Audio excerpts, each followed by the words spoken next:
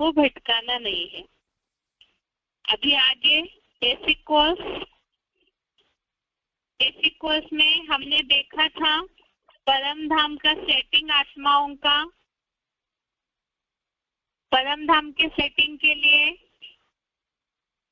जो बताया कि पृथ्वी जो है वो गोल है और उसके पूरा परिधि में, अर्थात जैसी पृथ्वी गोल है तो उसके गोल ऊपर ही परम धाम है, स्पेस से भी ऊपर। जो पहले भी हमने समझा कि परम धाम का 5 तत्वों से कोई कनेक्शन नहीं है, इसीलिए परम धाम में कोई दिशा नहीं होती है। दिशा की बात तो 5 तत्वों की दुनिया में आती है और परम धाम में कोई दिशा की बात ही नहीं है। बाकी आत्माओं का जो सेटिंग दिखाया हुआ है, जैसे बताया कि ऊपर जैसे आत्माओं का परम धाम में सेटिंग दिखता है, वैसे ही नीचे जो मनुष्य सृष्टि का झाड़ दिख रहा है वो भी है। तो इन दोनों का क्या कनेक्शन है?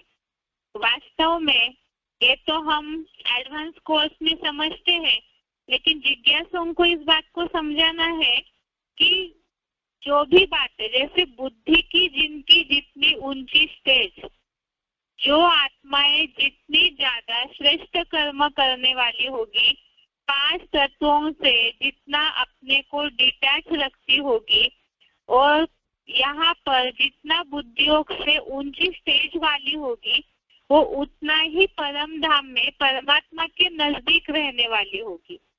अभी यहाँ ये जो सेटिंग दिखाया है, ये तो केवल समझने के लिए दिखाया हुआ है।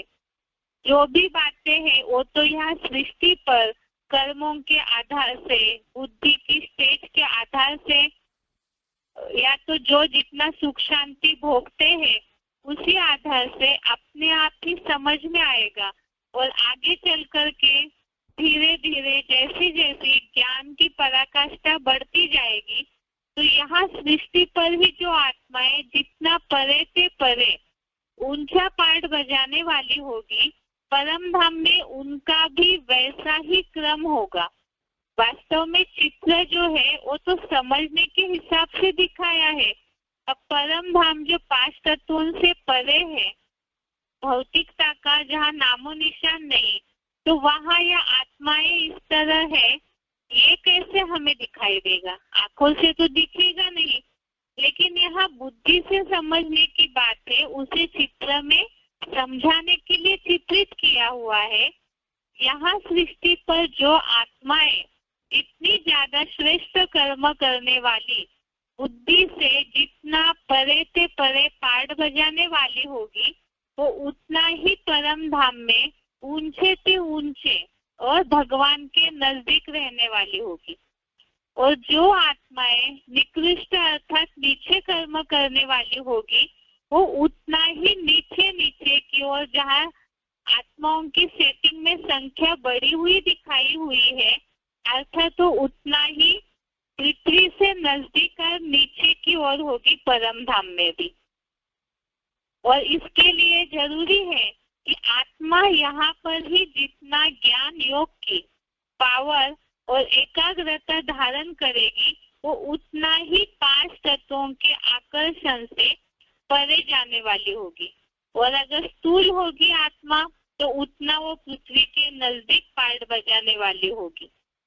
इसमें ही जैसे जो आत्माएं जितना परे से परे पाठ बजाने वाली होगी, परमात्मा के जितना नजदीक होगी पाठ बजाने में, उतना ही वो अपने से नीचे वालों को कंट्रोल में रखेगी। जैसे परमात्मा एक ऐसी सार्वभौम सत्ता है जिनके नीचे सारी आत्माओं को दिखाया हुआ है।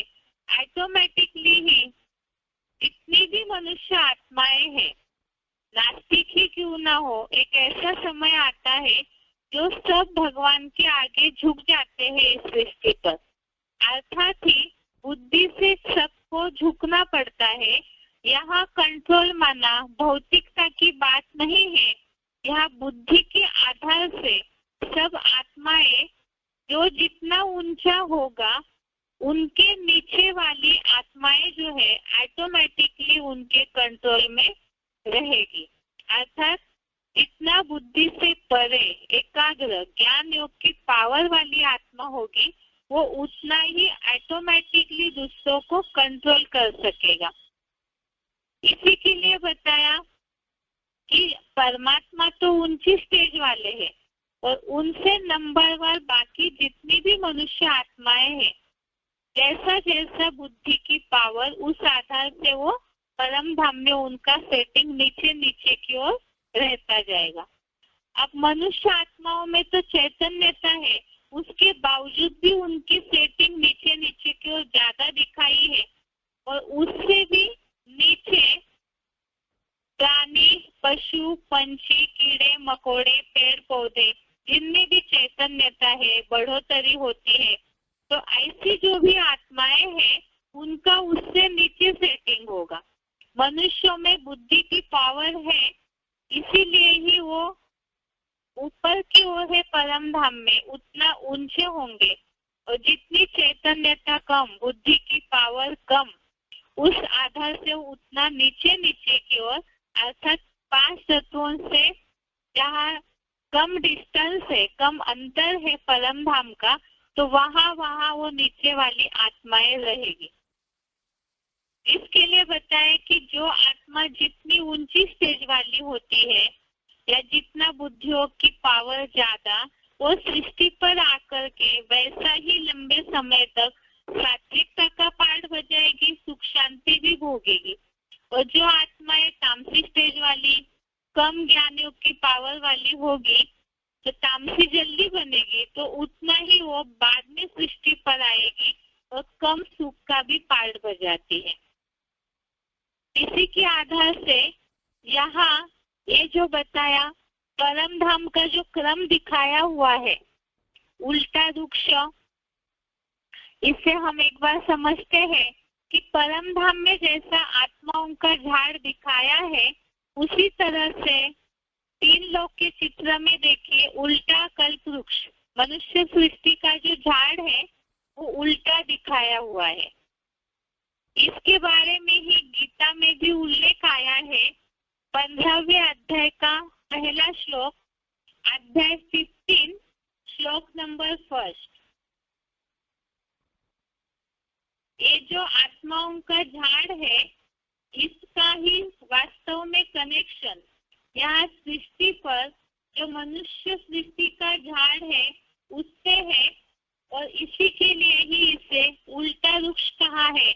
इसे कल्प वृक्ष या मनुष्य सृष्टि का वृक्ष कहा जाता है, जिसे शास्त्रों में अश्वत्थ वृक्ष के रूप में जाना जाता है। इसके लिए ही गीता में श्लोक आया हुआ है।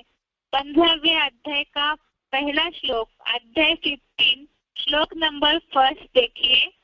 श्लोक है, ऊर्ध्वमूल अधशाखम अश्वत्थम प्राहुर अव्ययम छंदासि यस्य पर्णानि यस्तम वेदस वेदवित्।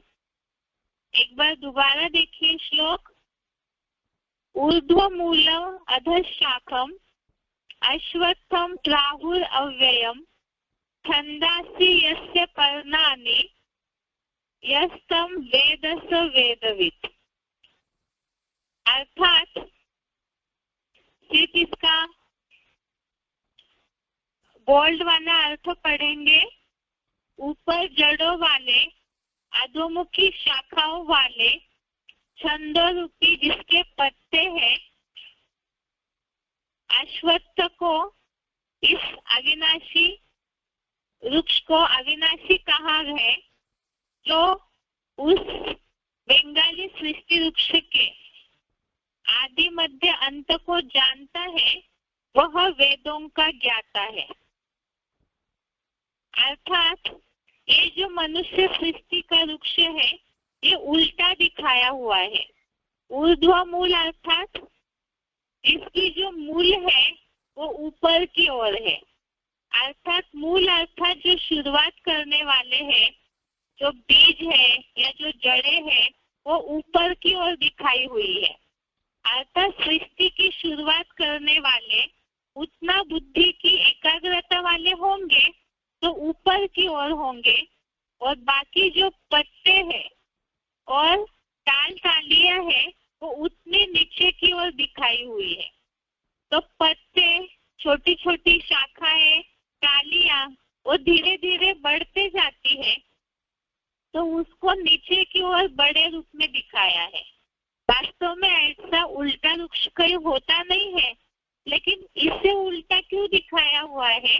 क्योंकि ये मनुष्य सृष्टि का जो झाड़ है, इसकी ये विशेषता है, ये गुणधर्म है इसका कि इसकी जो जड़ें है या श्रेष्ठ आत्माएं जो है वो कम होती है, और बाकी जो नीचे की ओर पत्ते हैं, अनेक टाल टालियां है जो नीचे स्टेज वाली होती है वो ज्यादा होती है। तो इसीलिए ही इसे उल्टे वृक्ष के रूप में दिखाया हुआ है। तो मनुष्य आत्माएं जो जैसे जन्म मरण के चक्र में आती जाती है, वैसे वैसे कल्प वृक्ष की संख्या, मनुष्य सृष्टि के झाड़ के पत्ते बढ़ते जाते हैं। ये इस चित्र में हम यहाँ तक ही जिज्ञासुओं को समझाएंगे, क्योंकि आगे कोर्स में कल्प वृक्ष के चित्र को तो समझाते ही है। तो इसीलिए यहाँ केवल आत्माओं का जो झाड़ है, वास्तव में परम धाम में आत्माएं कोई पार्ट तो बजाती नहीं है। मूल वतन कहाँ है? तो वहाँ आत्माएं ब्रह्मांड में अंडे मिसल पॉइंट ऑफ लाइट अव्यक्त रूप में, अदृश्य रूप में रहती है। वहाँ तो कोई पार्ट बजाने की बात ही नहीं आती है। लेकिन वहाँ ये जो सेटिंग दिखाया हुआ है परम धाम में आत्माओं का, वास्तव में वो वहाँ का सेटिंग नहीं है। वो यहाँ कल्प वृक्ष में आत्माएं जैसा पार्ट बजाती है मनुष्य सृष्टि में, जितना यहाँ इस दुनिया में आकर के बुद्धि से परे रहेगी, जितना ज्ञान योग की पावर अपने अंदर भरेगी, उसी आधार से वो परम धाम में 5 तत्वों से परे अर्थात उतना ही ऊंचाई में रहेगी। तो बात तो यहाँ समझने की है, और समझाने के लिए ही यहाँ इस कल्प वृक्ष को, मनुष्य सृष्टि की आत्माओं का क्या सेटिंग है, इसे समझने के लिए ही यहाँ इस कल्प वृक्ष को वास्तव में 3 लोक के चित्र में दिखाया है। इसकी और विस्तार से जानकारी हम आगे कोर्स में देंगे जिज्ञासुओं को, क्योंकि यहाँ अगर हम और विस्तार में जाते हैं तो जिज्ञासु समझेंगे नहीं। यहाँ 3 लोक के चित्र में इतना ही है समझने के लिए। अभी बात है फिर कि आत्माएं परे से परे रहती है, या जन्म मरण के चक्र में आने के कारण यहाँ पे आत्माओं का इस तरह से सेटिंग है, तामसी या सतो प्रधान बनती है, उसका आधार भी जन्म मरण का चक्र है। तो यहाँ पर पृथ्वी एक रंगमंच है। शेक्सपियर ने भी इस बात को बोला है, इसे हमने गीता में भी देखा, ऐसे हिस्ट्री में भी बोला हुआ है। ये सृष्टि एक रंगमंच है, नाट्य मंच है, और यहाँ पे सभी अपना अलग अलग शरीर रूपी वस्त्र, पोशाक धारण करके, अपना ड्रेस पहन करके पार्ट बजाते हैं। और इस रंगमंच पर सभी आत्माओं में अपना अपना अविनाशी पार्ट भरा हुआ है। इसे तो हम श्लोक के आधार से भी समझे हैं कि आत्मा तो अविनाशी है, और आत्मा रूपी रिकॉर्ड में अपना अपना पार्ट भरा हुआ है। तो वो पार्ट यहाँ आत्माएं जन्म मरण के चक्र में आते आते बजाती है। जैसे नाटक है, पिक्चर है, उसके भी सीन्स होते हैं, बीच बीच में इंटरवल होता है। तो इसी तरह से यहाँ भी इस सृष्टि रंगमंच पे 4 सीन में एक ड्रामा प्ले होता है, और आत्माएं यहाँ ही अपना अलग अलग शरीर रूपी वस्त्र, ड्रेस धारण करके पार्ट बजाते हैं। तो उसी को ही जन्म मरण का चक्र बोला हुआ है। और ये जन्म मरण का चक्र 84 जन्मों का होता है। लेकिन इसके बारे में जो अनेक अनेक शाखाएं, पत्ते फैल गए, तो उनकी अनेक बुद्धि होने के कारण इसे अलग रीति से गलत फहमी के रूप में बताया गया कि आत्माओं का या मनुष्यों का 84 लाख योनियों का 84 लाख योनियों में आत्मा घूमती है, इस तरह की गलतफहमी निर्माण की गई है। उसका क्या राज है, इसे हम कल समझते हैं। आज के लिए यहाँ तक ही। ओम शांति।